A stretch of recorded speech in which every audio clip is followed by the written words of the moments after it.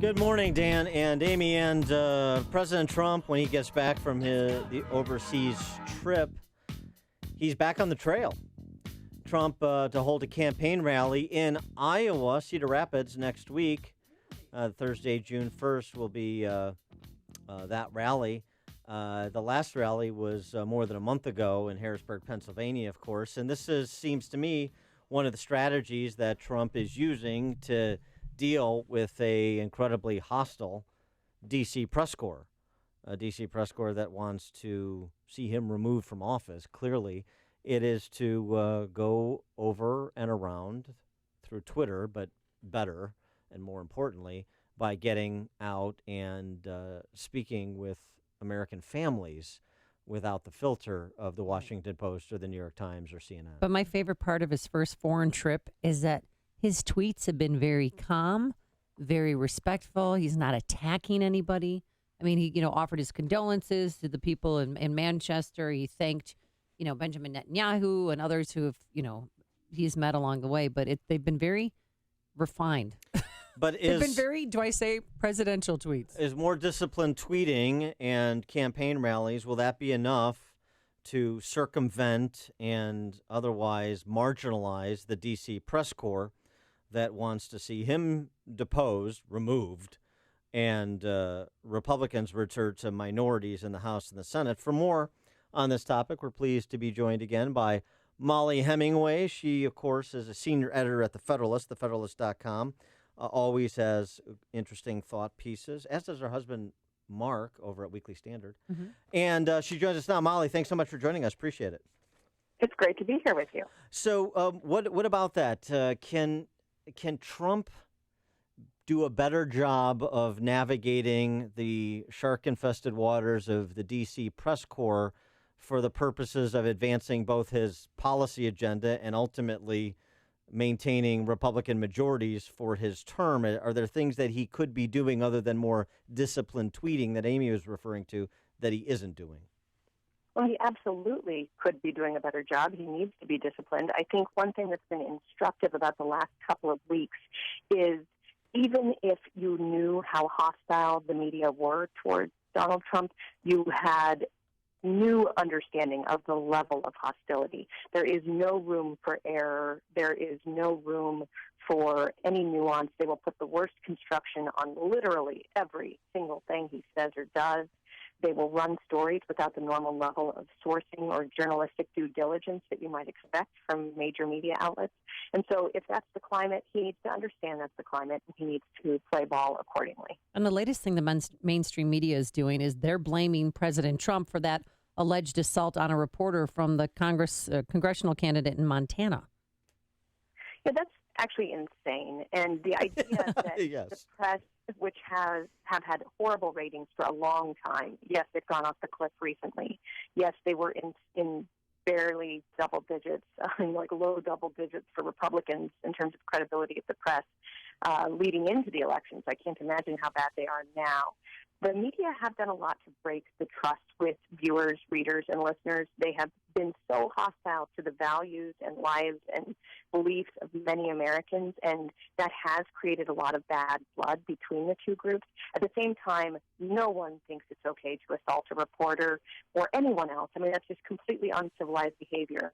And if the media can't distinguish between the critiques of them doing a bad job or being really hostile or inappropriate or biased and a call to attack them, it's evidence further of their inability to think through complex topics at any level of detail. Well, let's square the circle for me. We've got the Harvard study out this week. 80% of the coverage has been negative with respect to Washington Post, New York Times, CNN, 90% negative in Trump's first 100 days as compared to 60% positive for Obama. So that's par for the course with the D.C. press corps. But if they're attacking the values and belief systems of so many Americans such that they're marginalizing themselves, these outlets, then wouldn't it be judicious for Trump just to pay them no mind and let them, give them more rope, as it were, let them do themselves in while he stays focused on his policy agenda? Yeah, I mean, he needs to stay focused, but also he's just one man, and you would think that even if he's president, he's just one person. And it seems that the Republican Party did not learn terribly many lessons from the 2016 election either, such as you need to fight with a media that's very hostile. There are things that people say on the Republican side of the aisle, like, this is just how the media are, you just have to deal with it. It kind of is reminiscent of when people say, oh, terrorism is just a fact of life, you have to deal with it. I think a lot of Americans and people globally say, no, you don't just have to deal with unjust situations or problems. You do have to deal with it.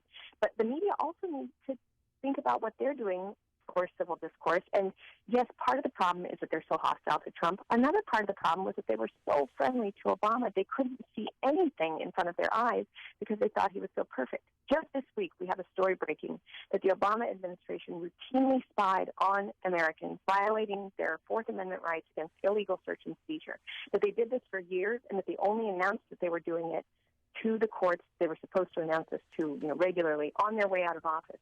This is a rare chance for the media to cover the Obama administration even after it's out of office and do the type of work that would restore some credibility. And you know what? They're not covering it. They're hiding it. And this is dealing with civil liberty violations of Americans. This is supposedly what reporters care about. If they don't care about it here, you kind of question whether they care about it at all. They're still starstruck. I mean, the same reporters that were covering President Obama when he was in office are with him in Berlin when he's speaking with Angela Merkel today. It's unbelievable. And it's like reunion week for all of them. But I wanted to ask you about another article you wrote about the media spreading fake news about Ivanka Trump. So not only is the mainstream media trying to take down President Trump, but they're also attacking his family. Yeah, this one came out last week because the United Arab Emirates and Saudi Arabia announced that they would give $100 million to a World Bank fund that is supposed to help with female entrepreneurs. Now, this fund was Ivanka Trump's idea. She thought it would be good for the World Bank to help female entrepreneurs, but she has nothing to do with the fund other than that. She doesn't oversee the fund. She doesn't fundraise. And yet many people in the media, at major media outlets, from CNN, New York Times, Wall Street Journal, and others, said that this was an example of this was the type of thing that Donald Trump criticized Hillary Clinton for. Oh, no, it wasn't. In the Hillary Clinton case, this was Clinton and her husband taking money from oligarchs and nations who had business before the State Department while Hillary Clinton was at the State Department. I mean, that is a conflict of interest that is unquestionable, and the lack of transparency in how these deals went down or how much money Bill Clinton was getting for speeches in various countries or whatnot, this was of concern. When you're not benefiting in any way except that you had an idea for a fund that is administered completely by other people, there's not really a similarity. And when you say that there is, it makes it very hard to discuss any other issues about this type of funding by, it's kind of ironic that Saudi Arabia, which oppresses women, would claim to help out in this fund or would do it this way. There are other things that are interesting about it. Ivanka is not the interesting part of it. Well, and just on this topic area, since their media D.C. press corps so obsessed with Russian collusion and Russian influence in the federal government, Peter Schweitzer, of course, the author of the book Clinton Cash, he reports this week, not picked up in any of these outlets that we're talking about, that in 2011, John Podesta, Hillary Clinton's campaign chairman, who was an advisor to Hillary Clinton while she was Secretary of State, joined the board of an energy company that received $35 million in investment from a Russian company. The Russian company, a public company funded by the Kremlin. In fact, the science minister of Russia calls it Putin's child. And that potentially was a violation of federal law for John Podesta, consulting at the time for Secretary of State Hillary Clinton, to not disclose his holdings in State Department disclosure forms.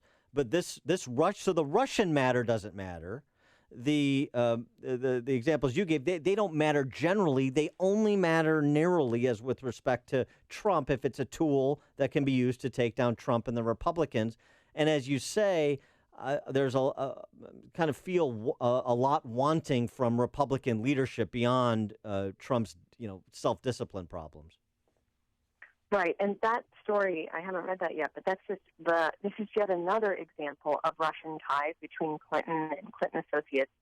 And if the media actually cared about Russia in intervening in the election or intervening in U.S. politics or being involved in crony capitalism, they would cover these things. I mean, there was the situation where the Clintons were paid a huge pile of cash at the same time that the State Department signed off on giving away a bunch of uranium reserves to Russia. If we really cared, that would be a scandal. And if we don't care, that's why you get this focus on Trump and Russia, despite, I mean, how many times do people in the know have to keep admitting, even though they don't want to, that there's no evidence of collusion between Russia and Trump? And yet this story keeps going. It leads the front pages of newspapers and tops, the news stories at various networks, despite the fact that they're still, after many months of people digging through everything, there being no evidence of same. And these stories you're talking about, like the New York Times story today about looking for ways to influence Trump, it's basically like a cut and paste of the story from the previous day on the same topic with a different headline. Yeah. I mean, they're just recycling the same story. They keep repeating the same thing and acting like it's breathless each time they repeat it. But that story is a good example, too, because they say that they have evidence that Russia was trying to influence Trump. Well, that would be in direct opposition to the previous claim that they were colluding together. In a sense, it would refute the claim. Right. But then within the story itself, it says there's absolutely no evidence that they succeeded in trying to influence or whatnot. So why is this top story at the New York Times when it's basically a big nothing burger? And yet this happens drip, drip, drip, drip, drip, day after day, and it has an effect on people's views. Well, the good news is that in the digital age, in the 21st century, there are many, many outlets that wouldn't exist in a previous era. One of them is The Federalist. Mollie Hemingway is senior editor at The Federalist. So for little context to the New York Times and the Washington Post and watchdogging those outlets that do have influence even when they're using it to,